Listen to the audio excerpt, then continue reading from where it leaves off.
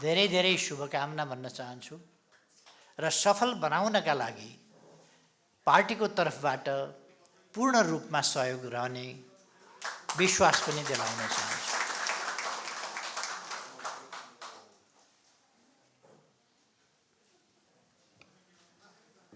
तपाईहरुले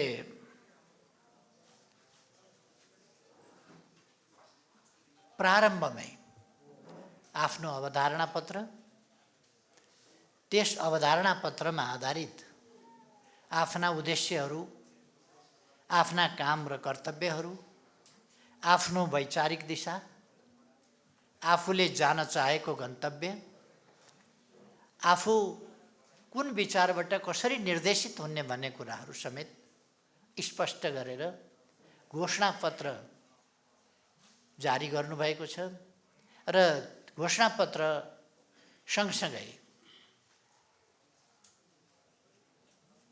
आफूलाई कसरी सञ्चालित परिचालित गर्ने, आफूलाई कसरी सङ्गठित गर्ने र त्यो सङ्गठनलाई कसरी सञ्चालित परिचालित गर्ने तत्सम्बन्धमा आफ्नो विधान पनि तयार गर्नुभएको छ। यसरी तपाईहरुले प्रारम्भमै आफूलाई व्यवस्थित गरेर अगाडि बढाउनु भएको छ। म तपाईहरुलाई यसका निम्ति बधाई भन्न चाहन्छु र यो खुसीको कुरा हो। तपाईहरुले आफ्नो प्रारम्भ नै एउटा व्यवस्थित कामबाट सही ढङ्गले कामको थालनी गरेर अगाडि बढ्नु भएको छ। भन्ने गरिन्छ राम्रो सुरुवात राम्रो सफलताको ग्यारेन्टी हो। अर्थात् राम्रो सुरुवात आधा काम सफल भयो भन्ने कुरा हो। अथवा तपाईहरुले आधा काम सुरु गर्नुभएको छ, अर्थात् काम हुने कुराको ग्यारेन्टी गर्नुभएको छ, सुनिश्चित गर्नुभएको छ राम्रो कामबाट। मैले विदेश किन जानु पर्यो, विदेश गएर के भयो आदि कुराहरूतिर धेरै विश्लेषण गर्दिनँ, किनभने यो तपाईँ हामी चर्चा गर्दा गर्दा जाने बेलामा पनि त विदेश जाँदा खुसी हुँदै कोही गएको छैन, आँसु बगाउँदै आँसु पुस्दै मनमा गाँठो पारेर परिवारसँग छुट्टिएको पीडा बोकेर विदेश गएको छ। त्यति बेला पनि हामी सबैलाई कारण थाहा छन्, जानेलाई पनि थाहा छ, पठाउनेलाई पनि थाहा छ। त्यही चर्चा गरेर फेरि मैले समय धेरै किन लिऊँ। त्यहाँका भोगाईहरू पनि थाहा छ।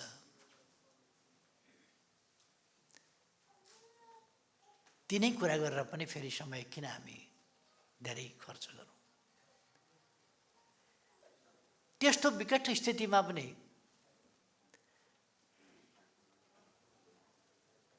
त्यसरी प्रवासमा जीविकाको खोजीमा, जीवनको खोजीमा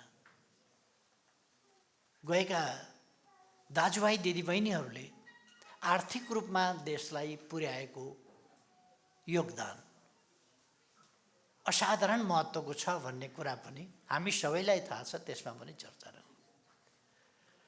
हामीले सामाजिक र खास गरी पारिवारिक सम्बन्धहरू धरापमा पारेर आफ्नो वैयक्तिक र पारिवारिक जीवनलाई धरापमा पारेर अप्ठ्यारोमा पारेर कहिले कहिले ठुलो क्षति बेहोरेर तर देशलाई लाभ नै दिएको छ रेमिटेन्स मार्फत। यस कामका निम्ति म हिजो पनि विदेशमा गएर काम गरेर केही अर्निङ गरेर देशमा रेमिटेन्स पठाएका सबैलाई धन्यवाद भन्न चाहन्छु र आज जो गरिरहनु भएको छ उहाँहरूलाई पनि सम्मान व्यक्त गर्न चाहन्छु। यो ठुलो कुरा हो। यद्यपि मैले थुप्रै ठाउँमा बोल्दा भन्ने गरेको छु, नेपाल जस्तो देश छोडेर जुन देश जीवनमय छ,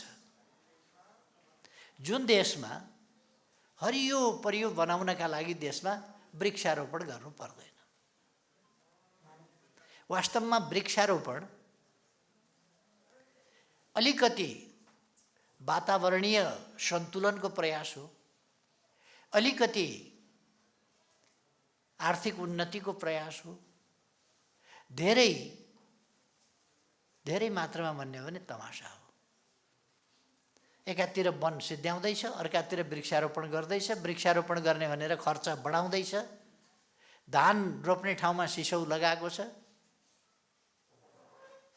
अनि धानको उत्पादन बढ्ने भएन। धान चाहिँ अन्तबाट ल्याएको छ, उखु बाहिर, चिनी बाहिरबाट ल्याएको छ, धान बाहिरबाट ल्याएको छ, अनि यहाँ चाहिँ सिसौ लगाएको छ। यस्तो स्थिति किन भयो भन्दा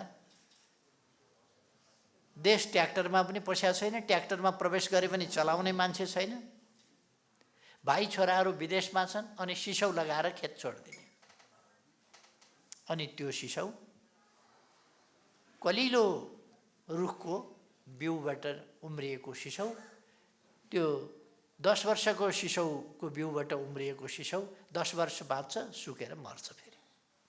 त्यस कारण त्यो कुनै प्रतिफल हुँदैन, हुर्किनै पाउँदैन, त्यो साँच्चैको सिसौ बन्नै पाउँदैन।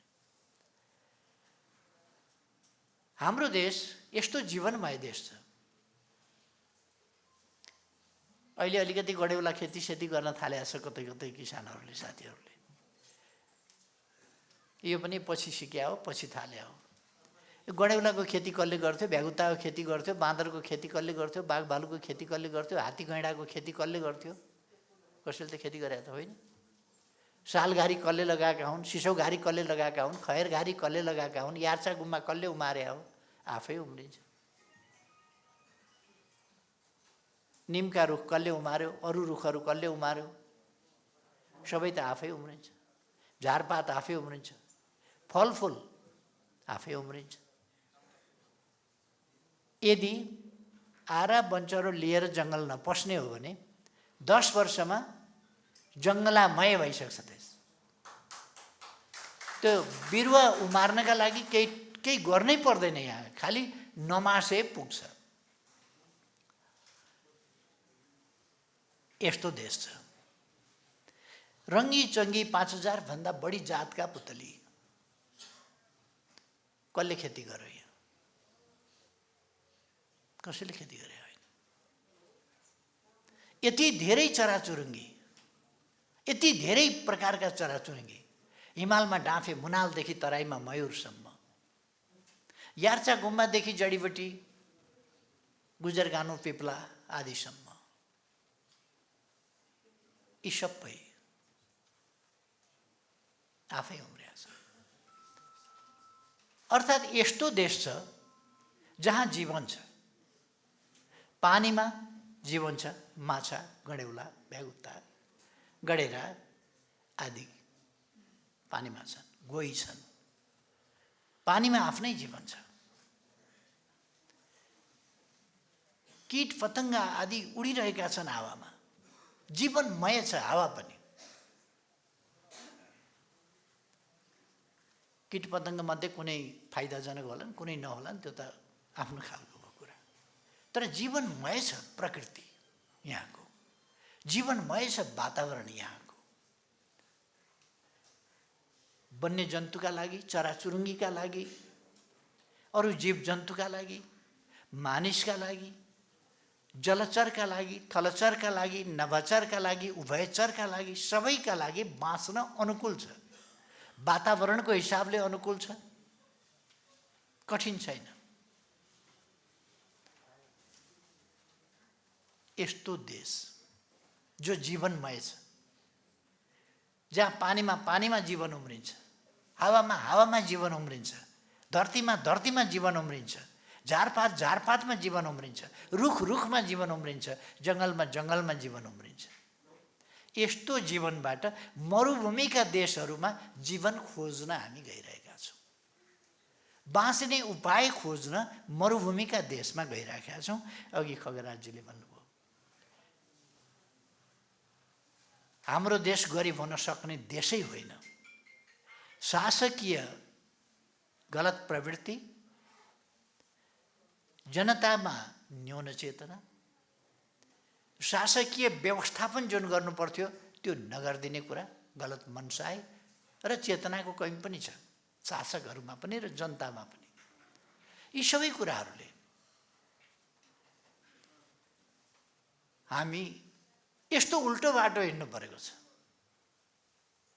हेर्दा हेर्दै नेपालीले कतारलाई कहाँबाट कहाँ पुर्याए, कस्तो कतार कस्तो भयो, बालुवाको कतार आधुनिक सहर भयो। अनि यस्तो जीवनमय देश कतारमा चाहिँ विदेशबाट माटो किनेर ल्याउनु पर्छ। कतार, युए यिनीहरूमा विदेशबाट माटो किनेर ल्याउने, त्यो माटोमा यसो बालुवा खोसेर त्यो माटो राखेर त्यहाँ बिरुवा लगाउने, त्यसको फेदमा पानीको पाइप लगेर जडान गर्ने र पानी तर तर तप तप तप तप झरिरहनु पर्ने, त्यसरी बिरुवा बचाउनु पर्ने ठाउँमा त्यहाँ तपाईँ उडुस पाउनुहुन्न। उडुस हुँदैन त्यहाँ, लामखुट्टे उड्दैन, लामखुट्टेले टोक्दैन, झिँगा आउँदैन तपाईँको खानेकुरामा डिस्टर्ब गर्न, त्यहाँ काग कराउँदैन, त्यहाँ ढुकुर बास्दैन, केही पनि हुँदैन। त्यहाँ खरायो पनि छैन, बिरालो पनि छैन, चरो पनि छैन, मुसो पनि छैन। अर्थात् जीवन छैन त्यहाँ। त बाँच्ने भनेको जबरजस्ती बाँच्ने एउटा मान्छे, अर्को ऊँट, अर्को भेडो।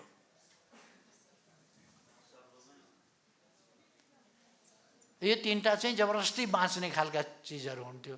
भेडो भनेको हिमालमा पनि बाँच्छ, तराईमा पनि बाँच्छ, मरुभूमिमा जहाँ पनि बाँच्छ।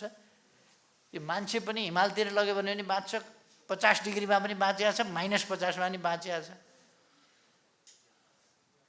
ऊँट पनि त्यस्तै त्यस्तै, महिना दिन पानी नखाए पनि अलिकति रिजर्भ बोकेर हिँड्छ, त्यसैले काम चलाउँछ, महिनौसम्म पानी बिना पनि बाँच्न सक्छ। यस्ता खालका ज्याद्रो जीवमध्ये सर्भाइभल अफ द फिटेस्ट, डार्विनको थ्योरीमा भन्ने हो भने फिटेस्ट अफ द फिटेस्ट, त्यो फिटेस्ट मात्रै होइन कि तिनीहरू मध्ये पनि सर्वाधिक फिटेस्ट खालका जीव मात्रै सर्भाइभ गर्न सक्ने ठाउँमा हामी जीवन खोज्न गइराखेका छौँ भने हाम्रा निम्ति कस्तो कस्तो खालको चाहिँ एउटा हामी कति अभिशप्त स्थितिमा छौँ, जुन स्थिति बदल्न पर्छ। यो आफ्ना ठाउँमा छ। यो आजको भोलि फेरि बदलिहाल्नेवाला छैन। हामीले, हाम्रो पार्टीले, हाम्रो संस्थाले, हाम्रो सरकारले कोसिस गर्यो भने पनि यो 6 महिना, वर्ष दिन या 2 वर्षमा बदलिनेवाला छैन। यसलाई 8-10 वर्षको, कमसेकम 10 वर्षको योजना बनाएर हामीले कसरी बाहिर जाने क्रमलाई घटाउने, फर्किने उत्साह जगाउने, बाहिर नजाने अठोट जगाउने, ती कामतिर ध्यान दिनु छ। दुईटा कुरा छ। एउटा, रोजगारी नपाएर, जीविका नपाएर मात्रै हामी विदेश गएका छौँ भन्ने पनि होइन। खेत बाँझै छन् त, बारी बाँझै छन् त, त्यहाँ फलफुल रोप्यो भने, त्यहाँ सब्जी रोप्यो भनेदेखि हुन्छ। अब त झन् साह्रो, हिजोको जस्तो मार्केट पाइन भन्ने स्थिति, बहुत थोरै ठाउँमा मार्केट पाइने भन्ने स्थिति छ। नत्र भने अब हामीले सडक सञ्जालले देशलाई जोडेका छौँ र जिल्ला जिल्लामा, गाउँ गाउँमा सडक पुगेको छ। र आम रूपमा भन्ने हो भने सडकको कमी छैन। जहाँ पुगेको छैन त्यो पनि 1-2 वर्ष 3 वर्षभित्र हामी पुर्याइसक्छौँ। त्यसकारण अब 5 वर्षको प्लानिङ गर्ने हो भने हामी कृषि क्षेत्रलाई आधुनिकीकरण गर्न सक्छौँ। खेत बाँझो छोडेर, बारी बाँझो छोडेर बाहिरिने स्थिति पनि छ। त्यो किन बन्यो? त्यो प्रवृत्ति हामीमा कसरी आयो भन्दा अनावश्यक हिंसा देशमा मच्चियो। अनावश्यक हिंसा, संविधानले परिवर्तनको बाटो दिएको छ, कानुनले दिएको छ। शान्तिपूर्ण ढङ्गले परिवर्तन गर्न सकिने अवस्था छ। शान्तिपूर्ण ढङ्गले जनताका बीचमा जान पाउने, जनतालाई सचेत गर्न पाउने, सङ्गठित गर्न पाउने, जनताको अभिमत लिएर सरकार बनाउन पाउने र सरकार सञ्चालन गर्न पाउने अवस्था छ।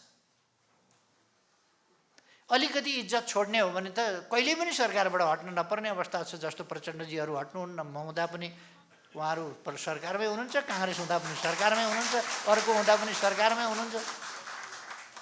अलिकति इज्जत छोड्यो भने त जहिले पनि सरकारमा बस्न पाइने खालको इज्जत साथ मात्रै कि सरकारमा हुन्छ कि प्रतिपक्षमा हुन्छ, कि आफ्नो नीति कार्यान्वयन गर्छ कि गलत नीतिका विरुद्ध लड्छ र आफ्नो नीति कार्यान्वयन गर्ने तरिका बनाउँछ।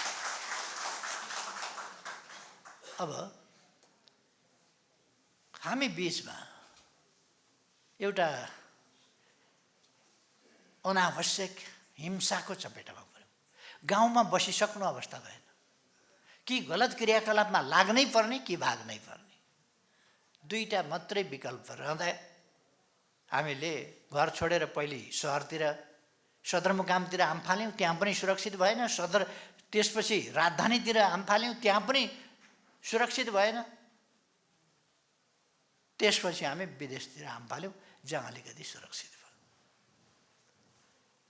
यसबाट एउटा खेतबारी बाँझा किन रहे भन्दा रोजगारी नपाएर भन्दा पनि हिंसाको चपेटामा बाँझा रहे। यही देशमा हुँदाहुँदै पनि खेतबारी बाँझो छ, तर गाउँमा जान सकिएन, सक्ने अवस्था भएन, छोडेर मान्छे हिँड्न पर्यो। त्यस खालका स्थितिहरू भए। अब त्यो अवस्था पार गरेका छौँ हामीले, हिंसा अन्त्य गरेका छौँ हामीले। त्यसकारण अब प्राय विदेश जानु पर्दैन। पहिलोपल्ट म प्रधानमन्त्री हुँदा स्वाट्ट विदेश जाने प्रतिशत घट्यो, फर्किने कायम रह्यो। विदेश जाने घट्यो, विदेश जाने घट्यो। रेमिटेन्सलाई अलिकति रेगुलेट गर्दा रेमिटेन्स बढ्यो, हुन्डीलाई अलिकति हतोत्साहित गरिदिँदा र त्यसलाई अलिकति रेगुलेट गर्दा रेमिटेन्स बढ्यो।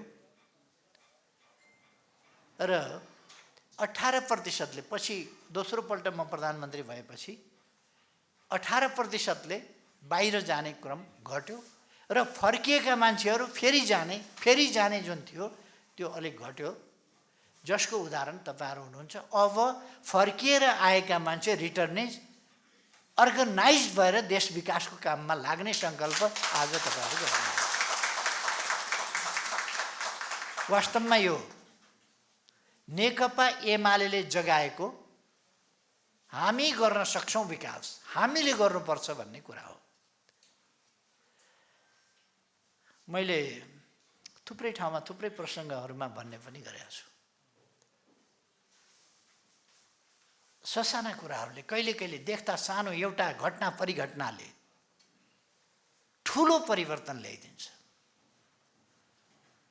अक्सर म भन्ने गर्छु, जर्मन अघिल्लो शताब्दीमा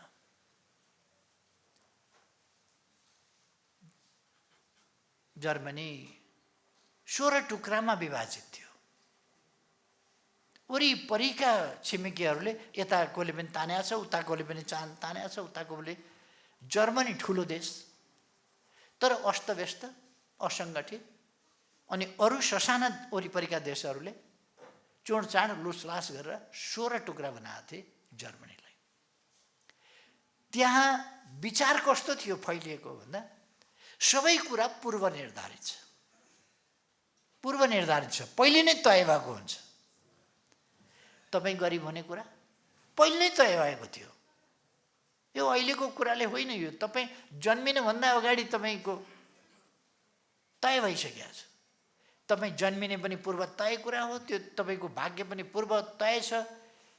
तपाईँ गरिब हुने पनि पूर्व तय छ। तपाईँ अमेरिका जाने, जापान जाने, इजरायल जाने, मलेसिया जाने अथवा युए जाने, कहाँ जाने हो, कतार जाने हो कि कता जाने हो, त्यो पनि तय छ। तपाईँले स्यालेरी रिङ्गिटमा पाउने हो कि दराम्समा पाउने हो कि डलरमा पाउने हो कि युरोमा पाउने हो कि केमा पाउने, त्यो पनि तय छ। युआनमा पाउने हो, केमा पाउने हो, कति पाउने, त्यो पनि तय छ। तपाईँको विद्यार्थी हुनुहुन्छ भने तपाईँको रिजल्ट कस्तो आउँछ त्यो पनि तय छ। सबै पहिले नै तय छ भने पढ्ने बेसरी किन, दुःख गर्ने बेसरी किन, तय छ। तय कसले गर्छ भन्दाखेरि अदृश्य, सर्वव्यापी, अदृश्य एउटा चाहिँ परम शक्ति छ जसले सबै कुरा तय गरेको छ, निर्माण गरेको छ, सञ्चालन गरेको छ र त्यसैको सञ्चालनबाट हिँड्छ।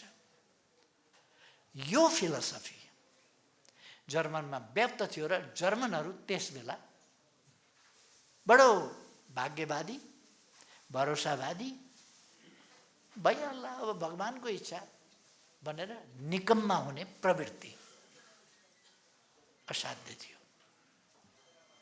त्यहाँ एउटा प्रोफेसर नेत्से भन्ने थिए।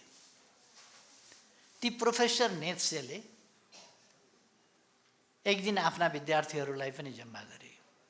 एउटा परालको पुतली बनाए, एउटा कठवासको दरो डन्डी बोके, लाठी, अनि त्यो पुतली लिएर उनी चौबाटोतिर लागे, सडकको बीचमा। विद्यार्थीहरू पछि पछि लागे, गुरु के भएको? हातमा कलम हुनुपर्ने गुरुको आज हातमा कठवासको लाठी छ। पुस्तक हुनुपर्ने गुरुको साथमा परालको पुतली छ। कहाँ जाने गुरु भनेर हेर्दै जाऊ। अनि चौबाटोमा पुगेपछि गुरुले त्यो परालको पुतली, वरिपरि थुप्रो मान्छे जम्मा भए। प्रोफेसर नेत्से चौबाटोमा आएको छ भनेपछि सबै हेर्न जम्मा भए। अनि उनले त्यो परालको पुतली पछारे भुइँमा बेसरी पछारे। मैले तिमीहरूको भगवान पछाडिदिएँ आज। अनि उनले लाठीले हाने, धुलो धुलो बनाए त्यो परालको पुतलीलाई। अनि भने भगवान मर्यो, अब भगवान छैन। अब पहिले नै लेख्ने, पहिले निर्धारित सबै गयो। जर्मनी 16 टुक्रा छ। जर्मनी पछाडि परेको छ। जर्मनी लुतेछ। बाघ जत्रो भए पनि के गर्ने, मुसाले हेप्छ। 16 टुक्रा बनाएको छ जर्मनीलाई। त्यसलाई एकीकरण कसले बनाउँछ? बलियो जर्मनी कसले बनाउँछ? भगवान जसको आश गर्थ्यौ मैले मारिदिएँ पछारेर। लाठीले हानेर ध्वस्त बनाइदिएँ। अब भगवान छैन, के गर्छु? उनका शिष्यहरूमध्ये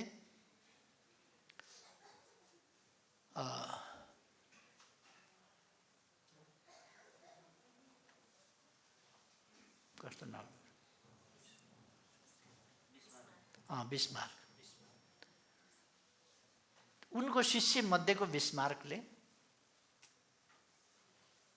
वर्ष जर्मनी भन्दा भगवान छैन भने कसले गर्ने त? अब आफै गर्नु पर्यो। म गर्छु। बिस्मार्क अगाडि आएर भन्यो, म गर्छु सर। हो, गर्छु। अर्को अगाडि बढ्यो, म गर्छु। अर्काले पनि भन्यो, म गर्छु। त्यो विद्यार्थीहरूको टिम पछि गएर जर्मनीको आइरन म्यान अफ जर्मनी भनेर भनियो बिस्मार्क, जो त्यहाँको पावरफुल चान्सलर भयो। उसको नेतृत्वमा त्यो 16 टुक्रामा विभाजित भएको, खोसिएको, लुटिएको जर्मनी फिर्ता आयो। जर्मन दरो भयो, बलियो भयो, विकसित भयो। मान्छेले गर्छु भन्यो भने, म गर्छु भन्यो भने, बिस्मार्कले भनेको थियो सबभन्दा पहिले, म गर्छु, म बनाउँछु, म एकीकरण गर्छु, म दरो बनाउँछु जर्मनी। आजको आवश्यकता पनि हाम्रो त्यही हो। नेपाल गरिब छ, धनी कसले बनाउँछ भन्दा हामी हरेकले भन्नु परेको छ, म बनाउँछु। बाहिर गएर नेपाल बन्दैन, रेमिटेन्स ल्याएर नेपाल बन्दैन, नेपाल बनाएर नेपाल बन्छ। कतार रेमिटेन्सले बनेको होइन, हामीले बनाएको नेपालले। नेपालीहरू बाहिर गएर कतार बन्द रहेछ, नेपाल बन्द रहेनछ। हामी बाहिर गयौँ, हामीले श्रम गऱ्यौँ, हामीले सहर बनायौँ, हामीले बिल्डिङ बनायौँ, हामीले बाटा बनायौँ, हामीले गगनचुम्बी भवनहरू बनायौँ, हामीले ब्रिजहरू बनायौँ, हामीले नक्कली नहरहरू बनायौँ, हामीले उद्यम मचायौँ, थुप्रै कुरा गऱ्यौँ। दुनियाँले आश्चर्य मान्ने खालका संरचनाहरू हामीले बनायौँ, तर हाम्रो देश त बनेन। त्यसकारण हामीले बनाउनु पर्छ देश, हामी नेपालीहरूले बनाउनु पर्छ देश। यही कुराको सुरुवात रिटर्न इज फेडरेसन नेपाल। यस माध्यमबाट तपाईहरुले एउटा अभियान सुरु गर्नुभएको छ। यो एउटा विचारको श्रृङ्खला हो। समृद्ध नेपाल, सुखी नेपाली बनाउने संकल्प तपाईहरुको मैले हेरे, तपाईहरुको अवधारणा पत्र, तपाईहरुको घोषणा पत्र, त्यसले भन्छ समृद्ध नेपाल, सुखी नेपाली बनाउने। नेकपा एमालेले तोकेको, यो एमालेको मात्रै होइन, एमालेले तोकेको हाम्रो देशको अभिलाषा छ, आकांक्षा छ, इच्छा छ। त्यो इच्छा, त्यो अपेक्षा, त्यो आकांक्षा, त्यो देशकै आकांक्षा, राष्ट्रिय आकांक्षा सही छ। त्यसलाई साकार पार्नुपर्छ भनेर तपाईहरुले आफ्नो उद्देश्यमा राख्नु भएको छ, जो अत्यन्तै सही कुरा हो। तपाईहरुले नेकपा एमालेका नीतिहरू सही छन्, त्यसकारण ती नीति अनुसार चल्ने प्रतिबद्धता जनाउनु भएको छ, जो नेपाल बनाउने कुराको पूर्व शर्त हो। नेकपा एमालेका नीति सही छन्, एमालेका नीतिबाट नै देश बन्न सक्छ, हामी अगाडि जान सक्छौं। त्यो तपाईहरुले ठम्याउनु भएको छ। देशमा थुप्रै तपाईहरु भन्दा धेर पढेका बुद्धिजीवीहरू पनि होलान्, बुद्धि नै ख्याएर बसेका, शास्त्रकै पाना पल्टाएका, कम्प्युटर नै चलाएका बुद्धिजीवीहरू होलान्। तर धेरैले तपाईहरुले ठम्याएको कुरो ठम्याउने हो भने देश बन्न ढिला हुँदैन थियो, छोटो समयमा देश बन्छ। तर हाम्रो अवस्था कस्तो छ? हामी सरकारमा हुँदा दिनमा 6 किलोमिटर लगभग बाटो पक्की गर्थ्यौं। हामी भन्दा अगाडि वर्षमा 10 किलोमिटर बाटो पक्का हुन्थ्यो सरदर। हामीले 6 किलोमिटर सरदर बाटो पक्का गर्यौं, त्यति नै बाटो ग्राभल गर्यौं, त्यतिकै बाटो कच्ची बनायौं। हामीले 2 दिनमा एउटा पक्की सडक पुल बनायौं, 2 दिनमा एउटाका दर। त्यस्तै गरी 2 दिनमा एउटाका दरले जसो झोलुङ्गे पुल बनायौं। रफ्तार बढेको छ। आर्थिक वृद्धि दर 7% भन्दा माथि पुर्यायौं।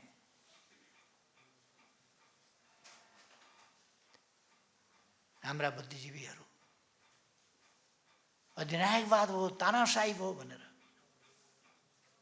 कहीं जनता मारिएन, दमन गरिएन, विपक्षमाथि मुद्दा लगाइएन, गिरफ्तार जस्ता कुराहरू गर्ने, झुटा मुद्दा लगाउने त्यस्ता क्रियाकलाप गरिएन।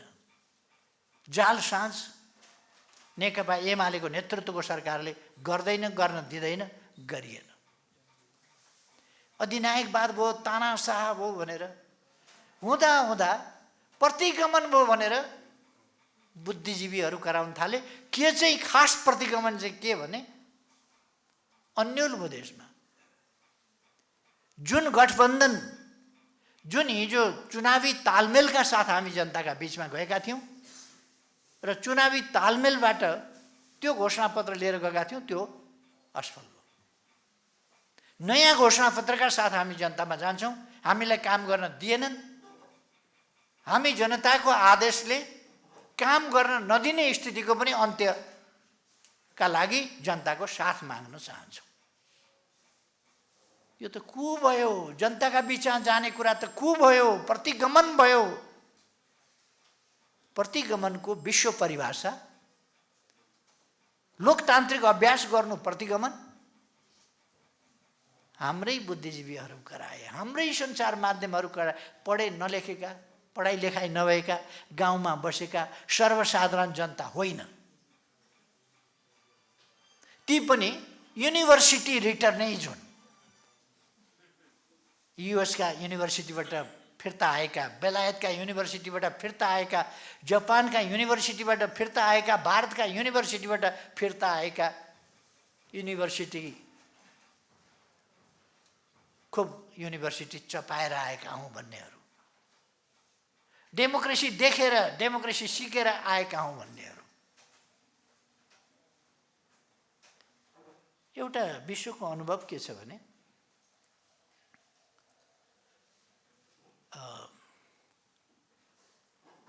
यो विकास सिक्न बाहिर गयो भने पनि अलिअलि सिक्न सक्छ, तर आफ्नै तरिकाले विकास अगाडि लानुपर्छ, नक्कल गर्न सक्दैन।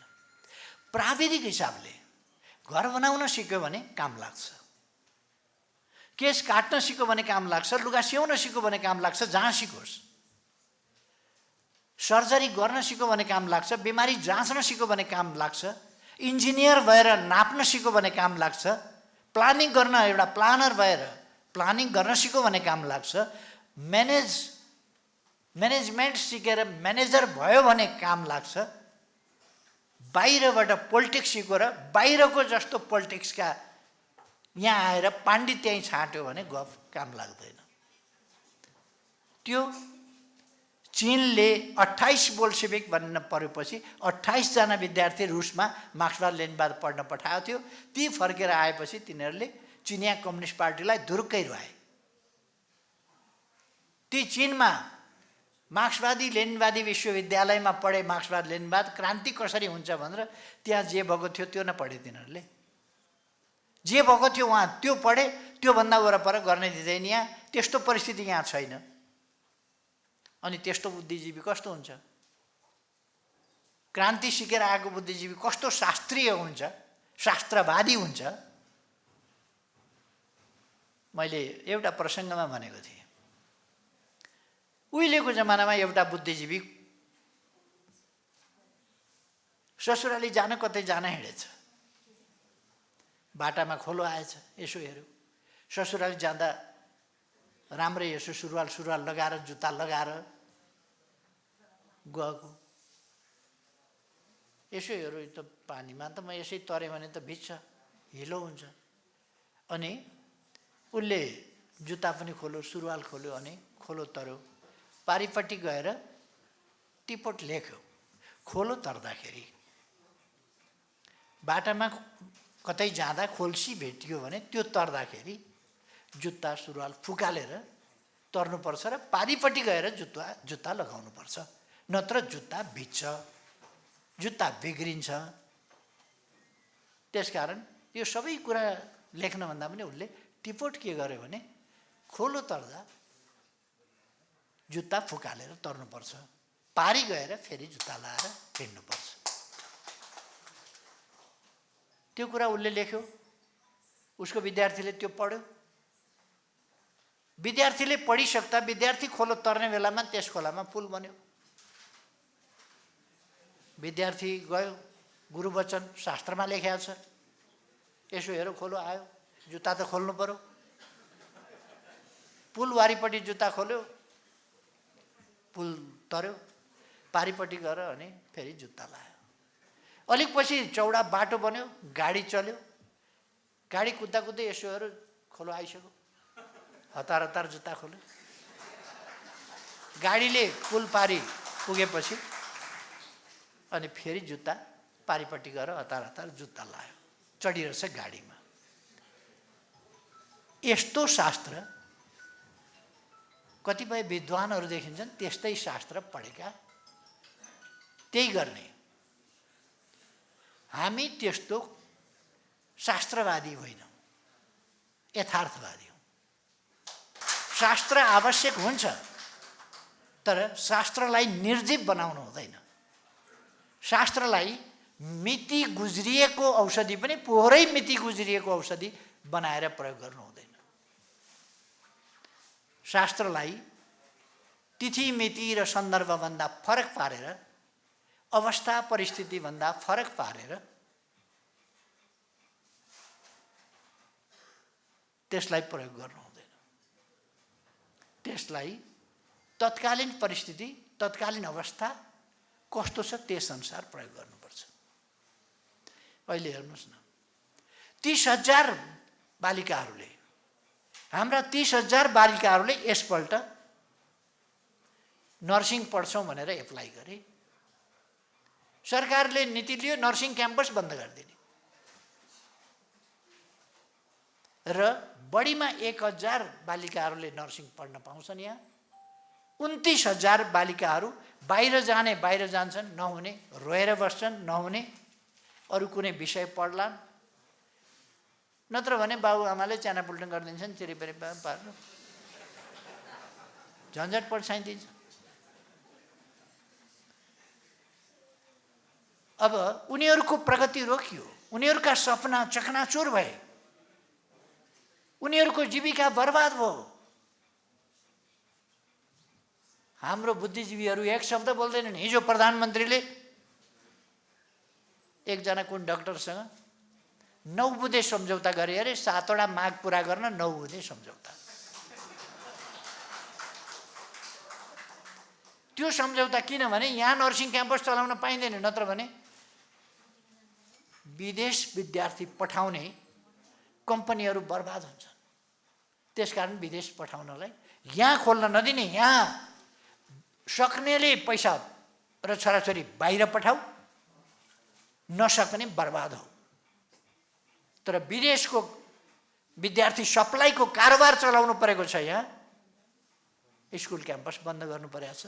बुद्धिजीवीहरू मौन छन्। क्रान्तिकारी भइरहेको छ अहिले। अनि अर्थतन्त्र ध्वस्त छ। ब्याङ्कमा गयो भने लोन पाइँदैन। हामी हुँदा हामीले पैसा छैन भनेर कहिले पनि गीत गाउन परेन। हामीले अनेक बाटाहरू, मैले अघि नै भने, बाटा बनाएका छौँ, पुल बनाएका छौँ, एयरपोर्ट बनाएका छौँ, सुरुङ खनेका छौँ, टनेल युगमा देशलाई प्रवेश गराएका छौँ। यत्रो क्षति भएको ठाउँमा पुनर्निर्माणका काम गरेका छौँ। 7 लाख घरहरू पुनर्निर्माण गरेर जनतालाई बुझाएका छौँ। र अरू संरचनाहरू, अरू 42,000 44,000 संरचनाहरू हामीले बनायौँ। हाम्रो पार्टीले भूकम्प जाने बित्तिकै 27,276 वटा घर, अस्थायी घर, सानो सङ्ख्यामा होइन, 27,276 घर, 1,300 विद्यालय, हजारौँको सङ्ख्यामा स्वास्थ्य चौकीहरू आदि निर्माण गरेर उपभोक्ताहरूलाई र पीडितहरूलाई हस्तान्तरण गर्यो। हाम्रो पार्टी त्यो पार्टी हो। अरू पार्टीले केही पनि गरेन। चाउचाउ कसैले दियो भने चाउचाउ यसो दियो, सेल्फी फेसबुकमा, महान दाता चाउचाउ वितरण गर्दै 27,000 भन्दा बढी घर वितरण गरेको, विद्यालय स्वास्थ्य चौकी वितरण गरेको केही चर्चा छैन, गर्न चाहँदैन, किनभने एमालेले गरेको। अनि कुनै अर्थ नभएका कुराहरूको चाहिँ प्रचार।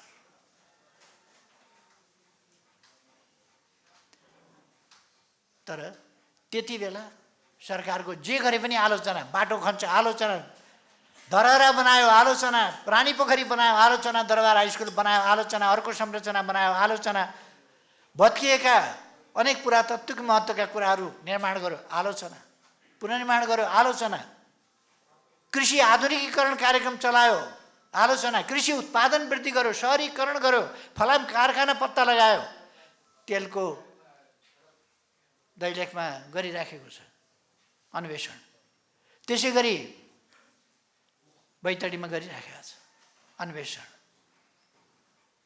मिनरल्सहरूको प्रयोग। हामी आत्मनिर्भर हुन्छौँ फलाममा अब 3 वर्षपछि। नेकपा एमाले त्यो गरेको छ, आइरन एन्ड स्टिल प्रोडक्सन र त्यसबाट हुने अरू खालका कुराहरू। हामीले इलेक्ट्रिक कारहरूको एसेम्ब्लिङ यहीँ गर्ने, इलेक्ट्रिक एरामा नेपाललाई प्रवेश गराउने, हामीले डिजिटल एरामा प्रवेश गरायौँ। सोइल टेस्टको घर घरमा गएर माटो छान्नु पर्दैन।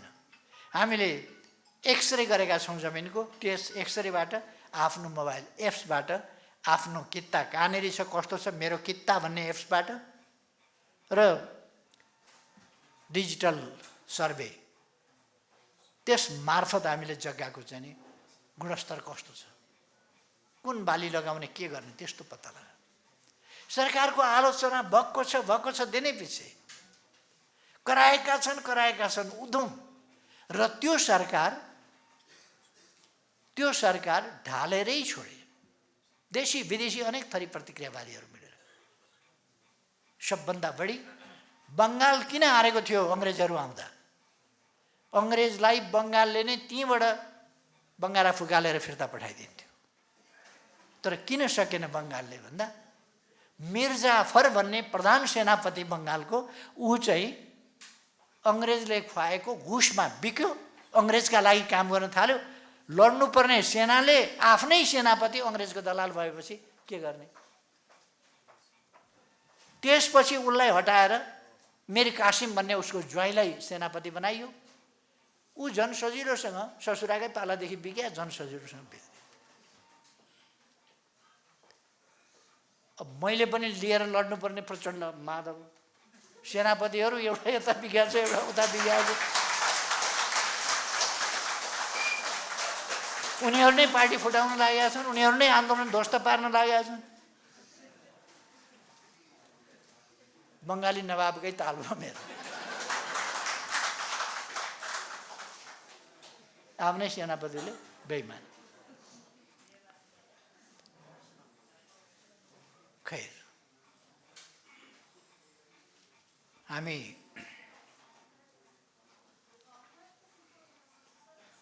यो देश गरिब हुन सक्ने होइन भन्ने कुरा हामीले बुझ्नुपर्छ र यसलाई अब बढी गरिबीमा रहिरहन दिन हामी सक्दैनौँ। यसलाई समृद्ध नेपाल र सुखी नेपालीमा परिणत गर्नुपर्छ। हाम्रै पालामा हाम्रा मन्त्रहरूमा उहिले पनि लेखिया थिए, सर्वे भवन्तु सुखिनः, सबै सुखी हुन्, लेखिया थियो। आशीर्वचन जस्तो थियो। आयु द्रोणसुते श्रियं दशरथे, द्रोणका छोरा द्रोणीको जस्तो आयु होस्, दशरथको जस्तो श्रेय होस्। आशीर्वाद हो। त्यस्तै हुने भए अरब किन जानु पर्थ्यो? आशीर्वाद त सबैले पाएकै थियो। आशीर्वादले मात्रै हुँदो रहेछ। आयु द्रोणसुतेमा सिरानी के अरे निधार नथापेको हामी कसले छ? सबैले आयु द्रोणसुते त पाएकै हो नि, त्यसले मात्रै हुँदो रहेछ। त्यसकारण समृद्ध नेपाल सुखी नेपाली मात्रै भनेर हुँदैन। त्यो त शास्त्रले पनि भनेको थियो, मन्त्रले पनि भनेको थियो, सर्वे भवन्तु सुखिनः, सर्वे सन्तु निरामया, सर्वे भद्राणि पश्यन्तु मा कश्चित् दुःख भाग्छन् भनेको थियो। मान्छे के चाहन्छ भन्दा सुख चाहन्छ, सबैले बुझेको कुरा रहेछ। उहिलेदेखि सबै मान्छेका प्रयासहरू चेष्टाहरू सुख प्राप्तिका लागि रहेछ। तर त्यो सुख प्राप्ति हुने कहाँबाट, कसरी? यही कुराको खोजीमा हामी कहिले अरब पुग्यौँ, कहिले खाडीका देशहरूमा, कहिले मलेसियातिर, कहिले अमेरिकातिर, कोही गच्छे अनुसार सक्ति।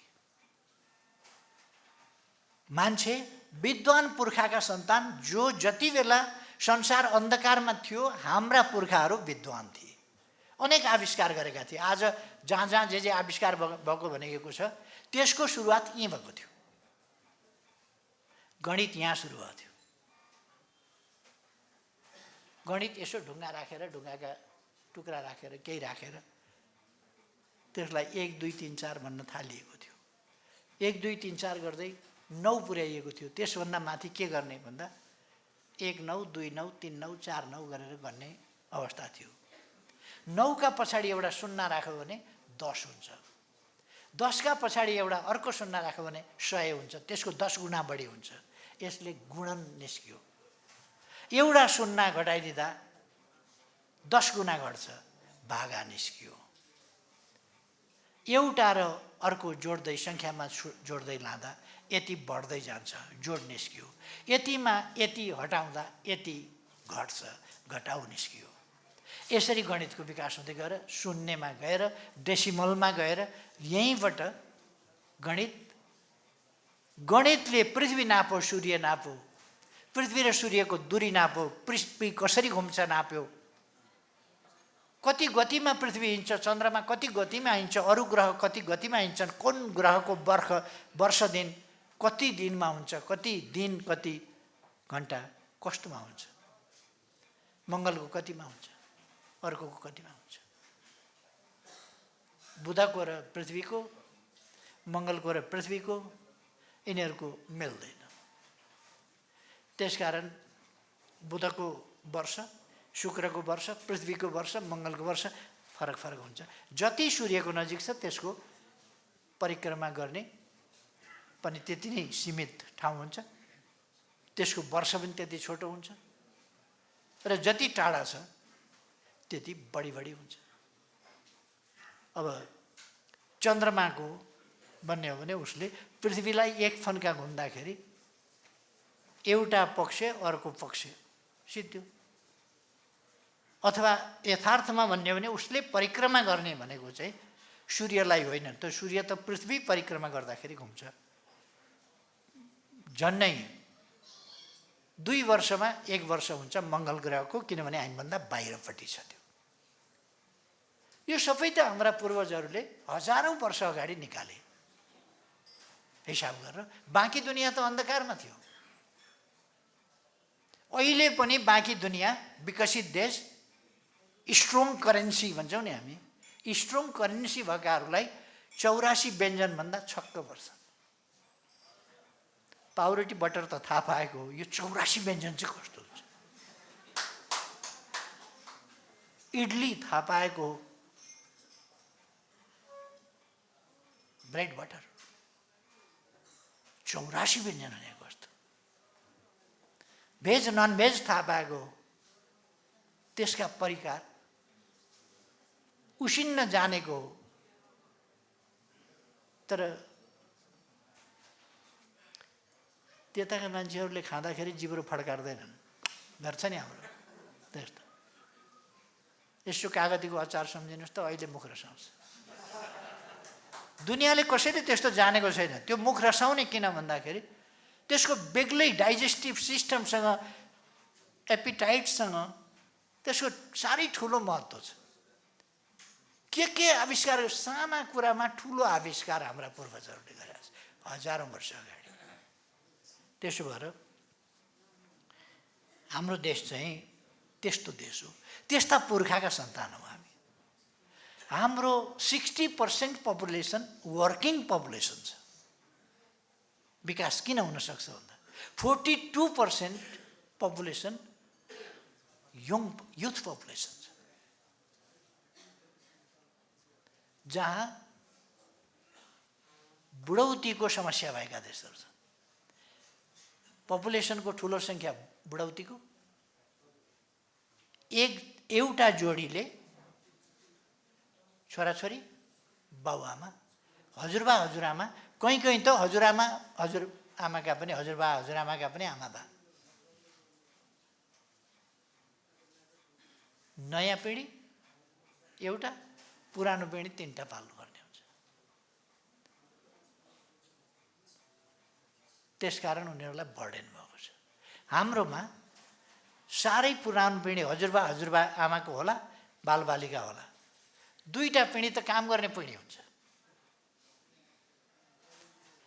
अहिलेसम्म पनि हाम्रोमा 25-30 वर्ष हुँदाखेरि बच्चाबच्ची भइसकेका हुन्छ, 45-50 हुँदाखेरि नाति नातिनी भइसकेका हुन्छ। हजुरबा हजुरआमाहरू 45-50 मा मजाले काम गरिराखेका हुन्छन्, छोराछोरीले काम गरिराखेका हुन्छन्, 4 जोडीले काम गर्छन्, अनि साना बच्चाबच्ची दुईटा हुन्छन्, बुढी आमा बाउ एउटा दुईटा होला गर्दा उनीहरूको भन्दा हामीलाई डबल अनुकूल छ। खाली हाम्रो करेन्सी हार्ड छैन, स्यालेरी धेरै छैन, आम्दानी धेरै छैन, यो पाटो कसरी बढाउने भन्ने हाम्रो आजको अर्थतन्त्रको मुख्य विषय थियो। जब अपर्च्युनिटी, हाम्रो अर्थतन्त्रलाई सबल बनाउने, उपभोग्य वस्तुहरूको आफूले उत्पादन गर्ने, किन्न नपरोस्, विदेश पठाउने वस्तुहरूको उत्पादन बढी गर्ने, ताकि करेन्सी आर्जन गर्न सकियोस्। करेन्सी आर्जन गर्न बाहिर जाने होइन, मान्छे पठाउने होइन, वस्तु पठाउने, हाम्रो प्रोडक्सन पठाउने र पैसा खिच्ने, मान्छे गएर पसिना बगाउने होइन, पसिना यहाँ बगाउने, उत्पादन यहाँ गर्ने, धनी यसलाई बनाउने, करेन्सी खिच्ने। अहिले के गरेछ भने अरूले अलिअलि करेन्सी दिएर हामीलाई सोझै खिचेको छ। उनीहरूले हामीलाई नै तानेर त्यहाँ लान्छ, हामीबाट देश बनाउन लाउँछ, यति करेन्सी दिएर पठाउँछ। त्यस स्थितिलाई हामीले उल्टाउनुपर्छ र यहाँ तयार गर्नुपर्छ। विकसित धनी बनेका देशमा फिजिकल लेबरको काम, त्यसको मूल्य धेरै महँगो छ। एउटा डाक्टर जोडीले एउटा काम गर्ने सहयोगी घरमा राख्न सक्दैन, किनभने उसको स्यालेरी, ती दुईटाले स्यालेरी दिँदा तिनीहरूको घर चलाउन गाह्रो पर्छ, त्यति महँगो हुन्छ त्यो फिजिकल लेबर। सबै एजुकेटेड मान्छे छ, फेरि पनि फिजिकल लेबर गर्छ भनेदेखि अलिकति एजुकेटेड मान्छेले लिने भन्दा अलिक बढी लिन्छ उसले। त्यसो भएर अब मैले यी सबै कुरा भनेको तपाईहरूले जुन अर्गनाइजेसन आजको भेलाबाट